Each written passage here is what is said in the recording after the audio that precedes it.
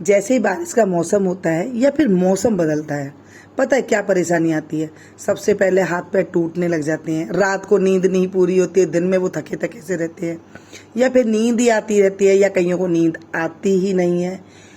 शरीर ऐसा थका थका रहता है कि जैसे ना जाने कोई बीमारी हो गई हो। डॉक्टर के पास जाते हैं, कुछ बीमारी निकलती नहीं है।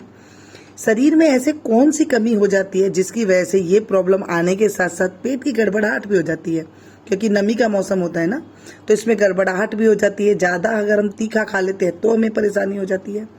मैं आज हमारे पुराने ज़माने की दादी नानियों वाली रेसिपी लेकर के आई हूँ। जी हाँ, मीनू गुप्ता किचन में आपको वो रेसिपियाँ मिलती है जो हमारी दादियाँ अक्सर घर में बनाया करती थी। तो आज भी मैं मेरी दादी की रेसिपी बना रही हूँ। तो यहाँ पर मैंने लिए काले चने। जी हाँ, इन काले चनों के छिलकों को हटाना नहीं है, छिलकों के साथ ही हमें यूज लेना है। अक्सर हम क्या करते हैं, इनके छिलकों को फेंक देते हैं। पता है इनके छिलकों में इतनी ताकत होती है, या चने है ना, चने से ज़्यादा ताकत इसमें छिलके में होती है। जब हम गाय भैंस को हमारे नानी घर में चारा देते थे ना, तो वो जो चने का जो छिलका होता है ना, दाल बनती थी उसके बाद वो दिया जाता था, उससे दूध बड़ा गाढ़ा होता था। तो आज हम चने के छिलके के साथ ये रेसिपी बनाएंगे। देखिए बहुत ही मज़ेदार सी बनेगी। अगर चने नमी हो गए ना, थोड़ी सी कढ़ाई में भून लीजिएगा और इसे मिक्सी में पीसेंगे, बड़ी आसानी से पीस जाएंगे। भुने हुए चने भी ना बाजार में आसानी से मिल जाते हैं। बगैर नाप तोल के कैसे रेसिपियाँ बनती है, पुराने ज़माने में मेरी दादी नानियाँ कैसे बनाती थी, उसी तरह मैं आपके साथ शेयर कर रही हूँ। पहले तो क्या होता था, इसे अच्छे से चाकी में पीस लिया करते थे। अब इसको हम एक बड़े बर्तन में डालेंगे। जो ये पीस के हमारे पास तैयार हो गए चने, अब इसमें ले रही हूँ मगज। मगज क्या है, ठंडा होता है ये। खरबूजे के बीज है, तरबूजे के बीज है और खीरे के बीज है। इस तरह से जो 5 मगज बाजार में मिलते हैं, वो आपको लेके आने उस टाइम पे डालने हैं। अब आपको ये नहीं कि हम इसमें बादाम भी डाल दें, क्या इसके अंदर हम काजू भी डाल देंगे, कुछ नहीं डालना है। जैसे वो बड़े बुजुर्ग बनाया करते थे, मैं वैसे ही बना रही हूँ। अक्सर मैं मेरे घर में ऐसे ही बना करके बच्चों को देती हूँ, मेहमानों को देती हूँ, बुजुर्गों को दिया। घी को हमने गर्म करने के लिए रख दिया, क्योंकि हमें घी थोड़ा गर्म चाहिए। यहाँ पर इसके हमने सब चीज़ों को मिला दिया है। मिला करके इसके 2 हिस्से कर लेंगे। जैसे ये 2 कटोरी है, पिसने के बाद जो 2 कटोरी हो गया, 1 कटोरी के जितना हमें इसमें लेना है बूरा। देखिए जब तबीयत खराब होती है, शरीर थका थका रहता है, शरीर में हर जगह दर्द रहने लग जाता है, चला नहीं जाता है, आलस सा महसूस होता है, भूख नहीं लगती है, तो हमें क्या होता है, बगैर ताम झाम के अगर कोई रेसिपी मिल जाए ना, हम उसे बना लेते हैं। तो यहाँ पर ये देखिए, बगैर ताम झाम के मैं आपको बता रही हूँ, ये पेट के डाइजेशन को इतना अच्छा कर देगी कि जिससे आपको मूड भी अच्छा रहेगा, नींद नहीं आएगी, नींद रात को अच्छे से पूरी होगी। मतलब दिन में जो थकी थकी नींद आती थी वो नहीं रहेगी।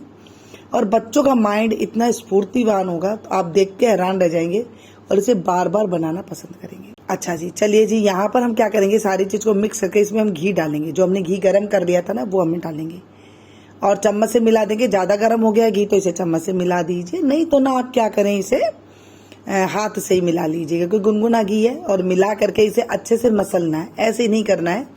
देखिए इसके अंदर छिलका है, तो इसके अंदर आपको और कोई चीज़ पावर डालने की ज़रूरत नहीं है। बहुत ही इम्यूनिटी बढ़ाने वाला, ताकत देने वाला, माइंड को ठंडा करने वाला, मतलब गुस्सा नहीं करने वाला जो होता है ना, बीपी को शांत करने वाला और शरीर को निरोगी रखने वाला। इतने सारे और भी इसके इतने बेनिफिट है, मैं बता नहीं सकती। जब आप खाएंगे, बनाएंगे, आप खुद ब खुद इसके फायदे मेरे साथ शेयर करेंगे। जी हाँ, इसे हम अच्छे से मिक्स कर लेंगे, ऐसे दोनों हाथों से मसल के, ऐसे मसलना है आपको घी डाल के। घी एक साथ ज़्यादा नहीं डालिएगा, मसलते हुए आप देखेंगे, आपको पता लग जाएगा कि इसमें घी कितना डालना है। ज़्यादा नहीं डालेंगे, सर्दी में क्या होता है, घी जम जाता है, लेकिन बारिश का मौसम होता है ना, आप कहेंगे इसमें भी घी खाना जरूरी है। जी हाँ, 1 चम्मच घी डेली खाना हमारे लिए, शरीर के लिए अच्छा होता है।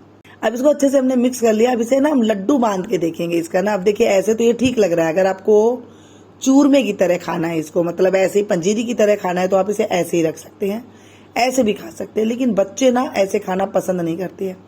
कई बार हमें भी आलस आता है कि चम्मच लेंगे, कटोरी लेंगे, बनाएंगे। तो मैं इसके लड्डू कैसे बना रही हूँ, देखिए आराम से इस तरह से टाइट आप बांध सकते हैं, तो बांध लीजिएगा, अच्छे से ये बंध जाएगा। और बंधने के बाद आप कम घी से इस तरह से बना करके आप रख सकते हैं। मान लीजिए छोटे बच्चे के लिए बना रहे हैं और थोड़ा इतना आपके हाथ से ये बंद नहीं रहा है, मैं देखिए जोर लगा लगा के इस तरह से बंद दे रही हूँ, तो इस तरह के लड्डू भी अच्छे लगते हैं कम घी के।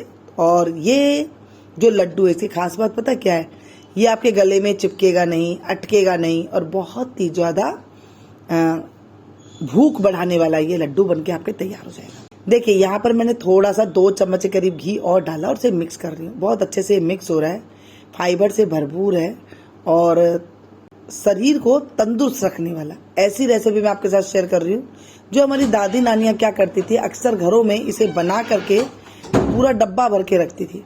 फिर जब भी जिसको जैसे भूख लगी और इसे खा लिया, या फिर रोटी के पहले इसे खाने के लिए दे दिया करती। जैसे खाना खाने बैठ रहे ना, उससे पहले एक लड्डू दे दिया करती थी। इससे क्या होता था, पाचन तंत्र में मजबूती आने के साथ साथ भूख दुगनी हो जाया करती थी। फिर आराम से हम खाना खा लिया करते थे। बनाने कितने बड़े बड़े भाई, छोटे छोटे बनाने हैं। पहले क्या होता था, हम खेलते थे, कूदते थे, काम करते थे ना, तो थोड़े बड़े लड्डू जो है हमारे पेट में पच जाया करते थे। अब छोटे छोटे बनाएंगे, ज्यादा बड़े नहीं बनाएंगे। छोटा नींबू होता है ना, इस साइज के आप बना लें। इस तरह से सारे लड्डू बना करके हम रख लेंगे। और इन लड्डू को खाना कैसे है, जैसे मैंने बताया कि खाना खाने से पहले आप इसे एक ले सकते हैं और फिर आप देखेंगे भूख आपकी बढ़ेगी और बहुत अच्छे से भूख लगेगी। खाना खाने से पहले मीठा खाना अच्छा होता है। कईयों खाना खाने के बाद मीठा अच्छा लगता है, तो आप खाना खाने के बाद भी ले सकते हैं इसे। इसमें जो मगज डाले हैं उनकी मात्रा आपको ज़्यादा रखनी है। एक तो छिलके की मात्रा हो गई, एक इसमें मगज की मात्रा हो गई। और इसे बना करके आप इस तरह से, मैंने बूरा डाला है, आप यहाँ पर पिसी हुई धागे वाली मिश्री आती है वो डाल सकते हैं, गुड़ डाल सकते नहीं, अभी गुड़ नहीं डालना है आपको। इस मौसम में गुड़ नहीं चलता है, गुड़ जिस मौसम में चाहिए उसी मौसम में आप लिया करें। चलिए जी, दबा दबा करके इस तरह से हम छोटे छोटे लड्डू बना करके तैयार कर लेंगे। मीठा कम ज़्यादा करना है तो कर लीजिएगा। ये जो मैंने मीठा आपको बताया है कि 2 कटोरी की जगह 2 कटोरी है आपके पास पंजीरी, तो आपको 1 कटोरी मीठा डालना है। तो ये एकदम बराबर मीठा है, कम ज़्यादा करना चाहे तो कर सकते हैं, या फिर चख लीजिएगा, आपको ज़्यादा मीठा पसंद हो तो ज़्यादा कर लीजिएगा। बहुत आसानी से झटपट ये बन जाता है। कई बार हमारी तबीयत ठीक नहीं होती है, शरीर में थकान रहती है या शरीर में दर्द है कहीं पर, तो हम आलस करते हैं बनाने में, पसीने आते हैं इस टाइम पर रसोई में जाने में, तो आप इस तरह से झटपट बना करके रख दिए, बच्चे भी खुश, आप भी खुश, मेहमान भी खुश और ताकत देने वाला। और इसमें अगर तोड़ करके दिखाऊं, आप देखेंगे बहुत ही सुपर टेस्टी। आप जब इसे खाएंगे एक बाइट तो मुंह से एकदम वाह वाली फीलिंग आएगी और आप अपनों के पास शेयर करने के लिए फोन उठाएंगे। तोड़ के देखो कितने सॉफ्ट है, मुलायम है, मजेदार। तो आप खाएंगे तभी बताएंगे। अगर आपको ये वीडियो थोड़ी सी भी अच्छी लगी हो तो अपनों के पास ज़्यादा से ज़्यादा शेयर कीजिएगा। मुझे कमेंट करके बताइएगा कि और मैं आप लोग के लिए किस चीज़ के ऊपर वीडियो बनाऊं। वीडियो में कोई भी चीज़ अच्छी लगी हो वो जरूर कमेंट करके बताएं। एक लाइक दे करके जरूर जाइएगा, मुझे ये पता लगता है कि मेरी फैमिली को मेरी वीडियो पसंद आ रही है। आप लोग कैसे बनाते हैं बरसात के मौसम में। और इस लड्डू को ना आप हर मौसम में बना सकते हैं, सर्दी में भी बना कर खा सकते हैं, गर्मी में भी खा सकते हैं, कोई भी मौसम हो। मीठा खाने का मन कर रहा है, चॉकलेट खाने का मन कर रहा है, इसे बना करके बच्चों को दे, बच्चे चॉकलेट खाना भूल जाएंगे। बच्चे ज़्यादा टिकते नहीं हैं, कहना नहीं मानते हैं, तो भी आप इसे बना सकते हैं। मैं तो फिर से एक नई वीडियो में नई एक और रेसिपी रेमेडी के साथ, तब तक आप लोग देखते रहिएगा मीनू गुप्ता किचन।